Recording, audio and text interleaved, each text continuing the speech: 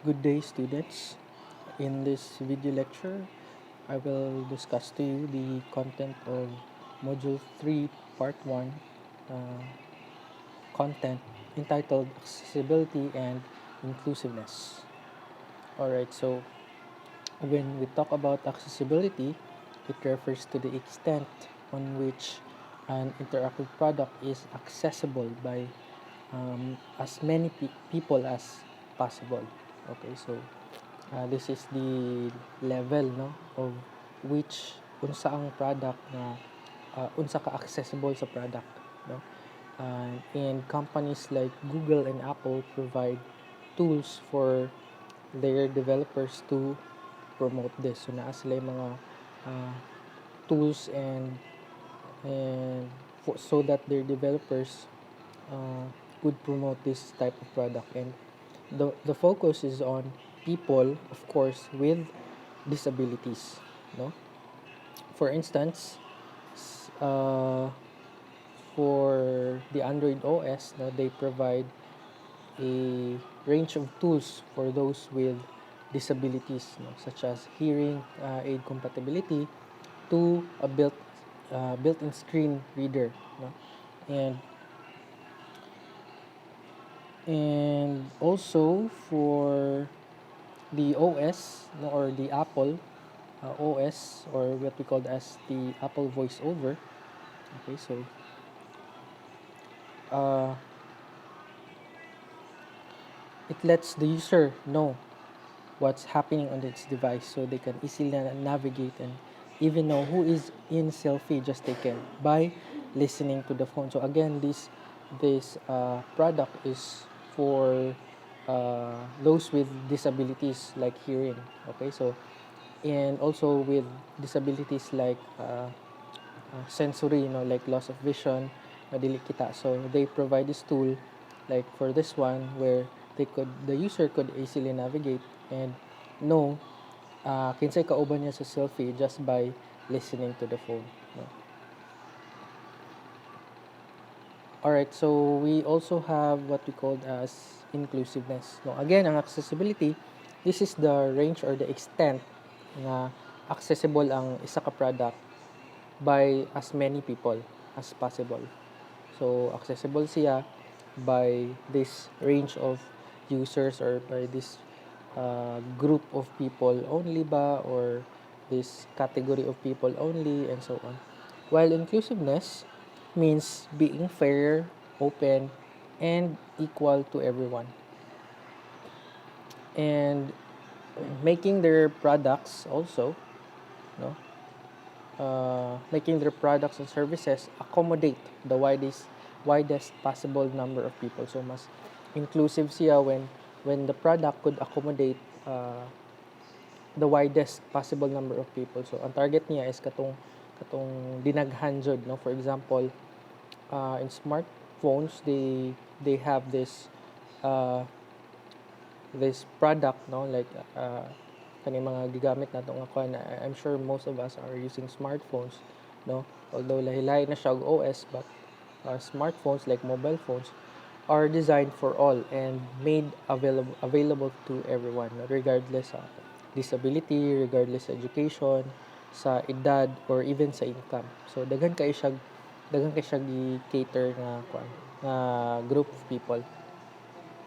And whether or not, no, a person is considered to be disabled, it changes over time, no, with age or recovery from an accident, no. And it changes, no, mausab uh, ang disability sa usa ka tawo, and that depends on the time, or the age, or even the environment or the recovery from accident, and the severity, ang kagrabihon, and ang impact sa impairment, no. Later natay kuan aning impairment, what are these called.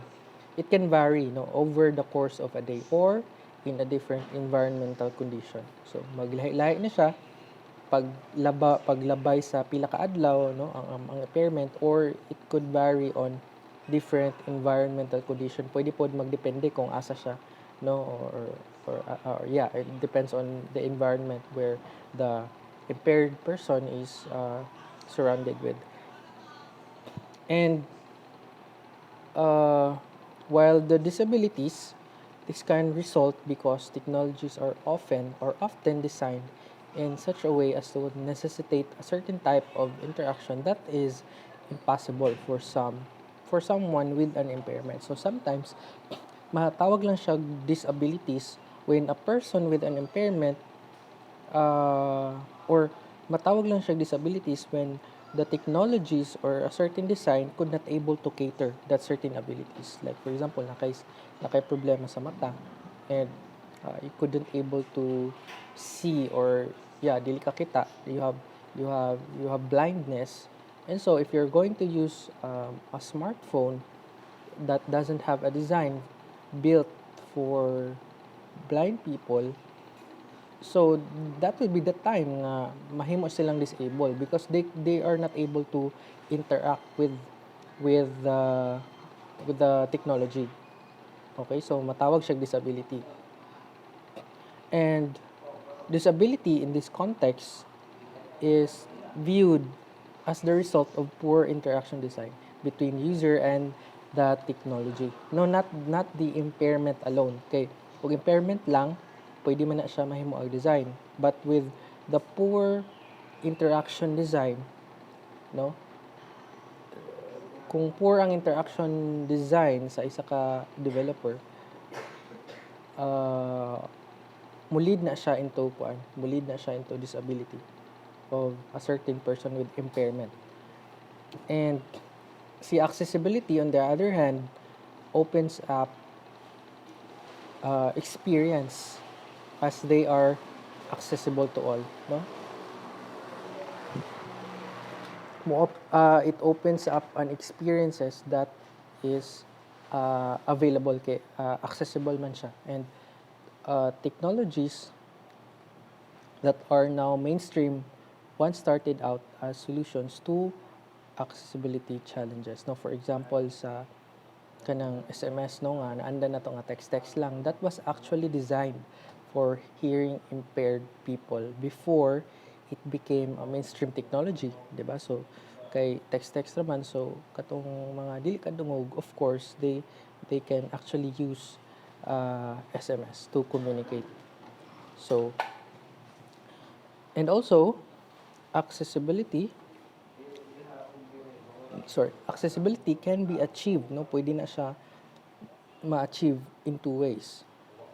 Mahimo accessible ang isa ka design or isa ka technology, and that can be achieved first is through inclusive design of technology, no, when and the second is through design of assistive technology. No, please take note that there are two ways that can be achieved with when designing for accessibility. First one is inclusive design, no, inclusive, from the word inclusive, put pasabot dagan siya i-cater nga the design could cater the widest range of people. And the second one is assistive, no, when designing for accessibility kuno, importante nga masabtan nato what types of impairment that can lead to disability, no, kay lahi-lahi man na siya form, dapat masabtan nato as user unsa nga klase nga impairment ang naa sa isa ka user.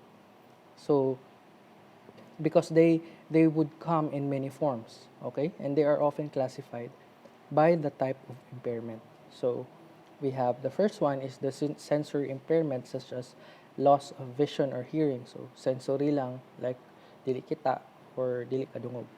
While physical impairment, having loss of functions to one or more parts of the body after a stroke or spinal cord injury. So naalay parts sa lawas nga dili ma-move or uh, will uh, will be useless or have lost its functions, no, like ang tiil dili kalihok because of a stroke and so on. While cognitive, for instance, learning impairment or loss of memory or cognitive function. So nani ko an relation sa ulo, no, sa brain, especially due to old age or tiguang na, or Alzheimer's disease. So that's for cognitive. And each type can be further defined, no? For example, sa sensory impairment like loss of vision, no? Someone might have only peripheral vision, no? Be colorblind or have no light perception. So dili tanan makaingon ta nga dili sila jud kita, no? Like loss of vision when we are going to categorize sensory impairment such as loss of vision, dili na to pwede categorize nga blind sila tanan because under ana nga category na apay lahi-lahi nga category of impairment, no? Like color blindness, di ba?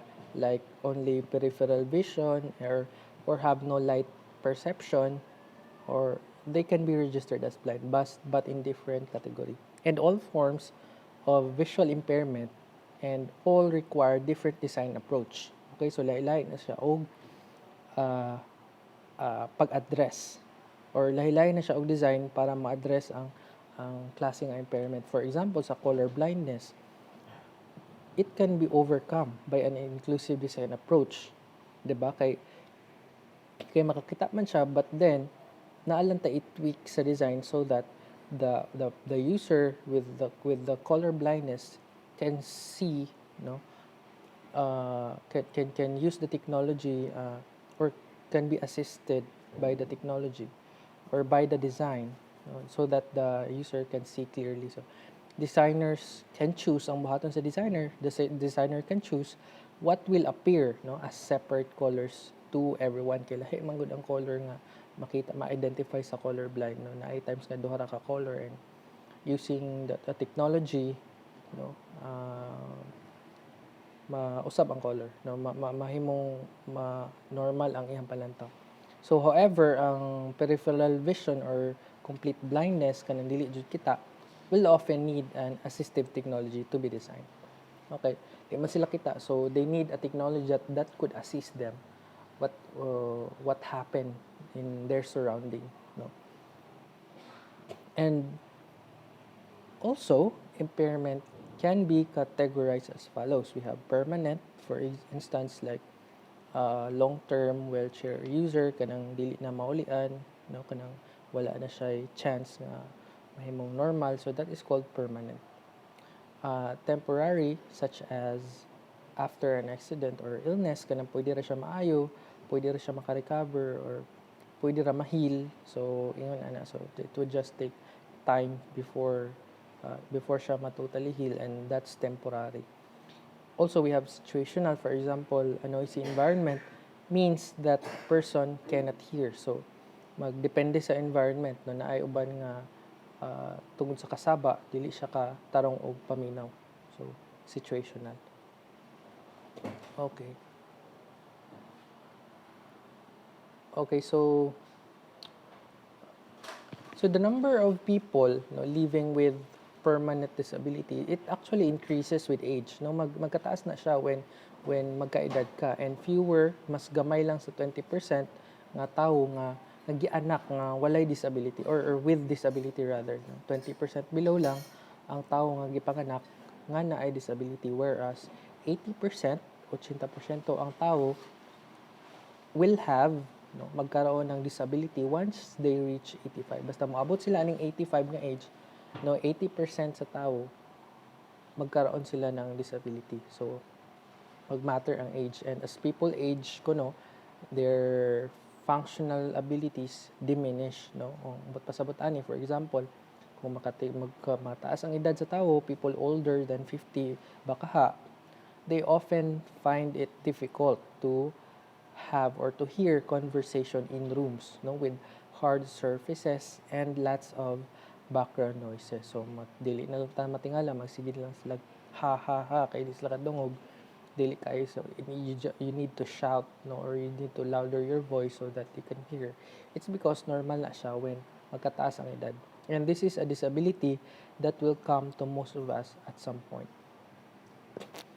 While people with permanent na disabilities often use assistive technology, again, na kaning assistive technology na po, this is technology that is considered to be life essential and ginatawag nga extension sa ilang uh, ilang kinabuhi kaning assistive technology, especially sa mga permanent permanent disabilities. So examples ani include wheelchairs, no? Take note nga people now refer to using a wheelchair. People now refer to wearing their wheels, no, instead of using a wheelchair. So ang ginagamit na nga term sorry, ginagamit na nga term is wearing their wheels, no, instead of using a wheelchair. All right. So much current nga human computer interaction research karon, no, they explore with they explore with this type of design for assistive technology and how technologies could assist them through Internet of Things or the IoT, through wearables and virtual reality, and that actually used to improve the existing assistive technologies karon. Okay, like for example, this one, like prosthetics nga ginagamit, no? It can be designed to move beyond being functional, no? Pwede po siya himuong desirable and functional. Now, what you're seeing in this picture is actually an amputee kanang naputlan siya tiil, no? When she was 1 year old, kani siya giputlan na ni siya tiil, and she uses a fashion as a tool to achieve this by this prosthetics kaning ginasuot niya, no, para dili kaayo siya mahalata nga nawala na yung tail, and that looks very fashionable also, the type of product. All right, so we have this what we called as cultural differences, no. Magdepend ang type of design should be also based on the cultural differences. Okay, for example, when a target is inclusive design, so we should make sure nga naay option ang user nga makapili sila depende sa ilang naandan or depende sa ilang culture. For example, sa date we have the month, the day, and the year. So mao man ay format na sa Philippines ginagamit, but for the other countries like Western, they use day, month, and year. So at least na ay option ang user, no? Depende kung asa siya nga time zone or asa siya nga culture. Now, which should be used for international services and online forms? Of course, again, depende depende kung asa siyang culture, and your services or your online forms baka diha there should have, no, an option nga maka-cater ani. Okay, so there are also kaning smartphones, we know nga maka-cater ni siya daghan